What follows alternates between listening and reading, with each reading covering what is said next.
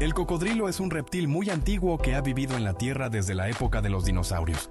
Puede crecer varios metros de largo y tiene una de las mordidas más fuertes del reino animal. Vive en ríos, lagos y pantanos, donde pasa mucho tiempo quieto para sorprender a sus presas. Aunque parece lento, en el agua es muy rápido y ágil. Se alimenta de peces, aves y otros animales, y ayuda a mantener el equilibrio de su ecosistema. Además, puede pasar largos periodos sin comer y regula su temperatura tomando el sol. Dale like si te gustó.